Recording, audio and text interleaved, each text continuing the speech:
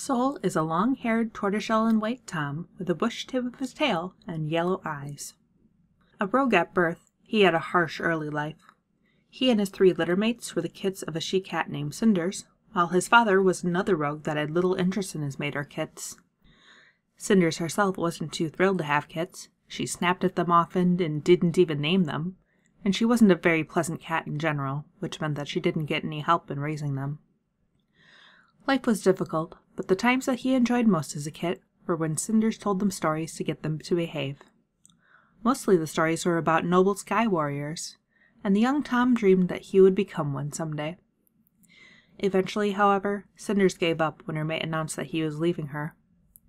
She brought each of the kits to a different 2-leg nest to become kitty pets, and the young kit that would be known as Sol was the last one she left.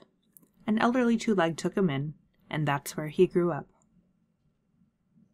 It's not clear whether Sol was given his name or chose it himself, or when this happened. The 2-leg he lived with called him Harry, but he did consider Sol to be his real name.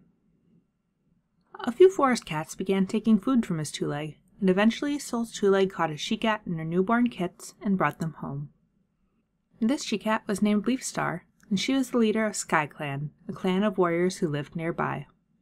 At first, he didn't understand why she was so desperate to escape, but she told him about clan life and why she enjoyed it so much.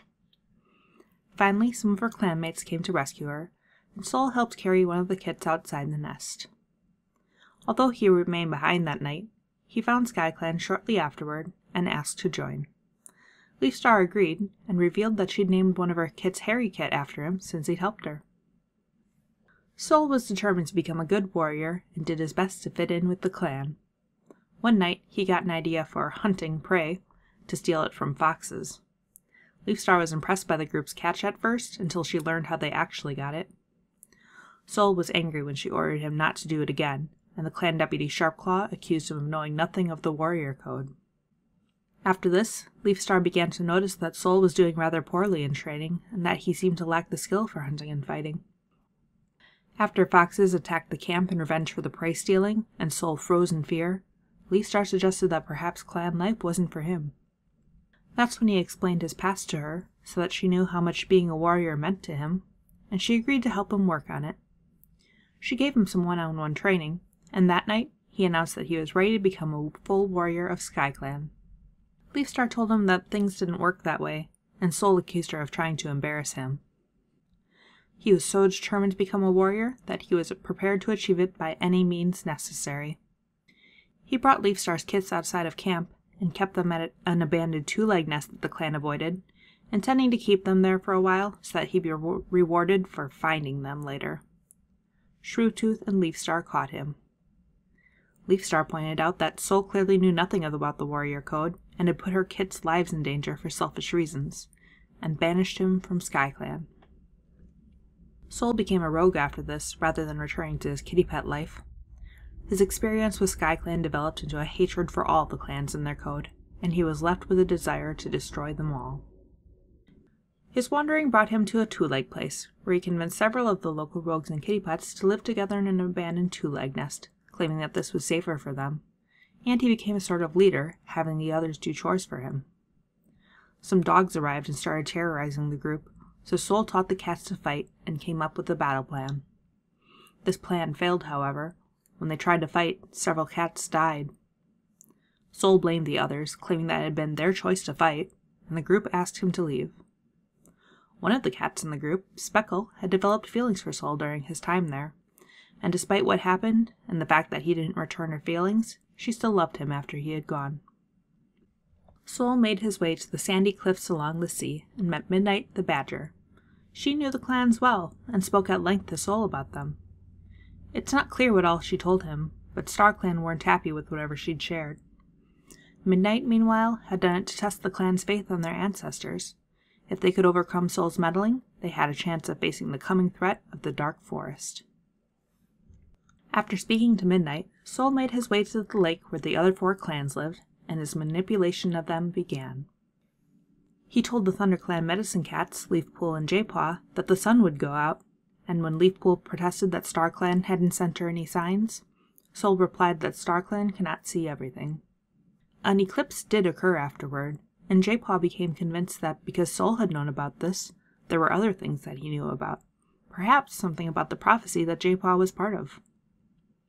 J-Paw and his littermates found Soul again, and he suggested that they were more powerful than StarClan and potentially had the power to preserve or destroy the warrior code. Then he made his way to ShadowClan, eager to speak to Blackstar. Blackstar was having doubts about the clans coming to the lake, and Soul fed upon his misgivings, convincing him to no longer follow StarClan and the warrior code, and to no longer behave as a true clan.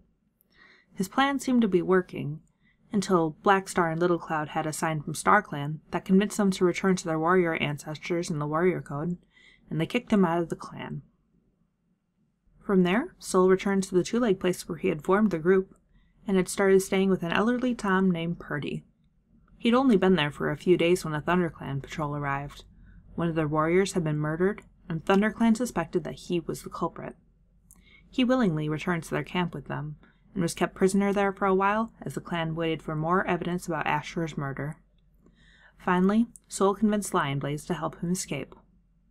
He offered to help Lionblaze, Jayfeather, and Hollyleaf learn about the prophecy that they were part of, but once they realized he just wanted to use them to sow more discord among the clans, they chose to leave him behind.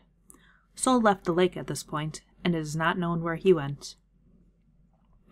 Seasons later, he returned, planning to take vengeance on the clans once more.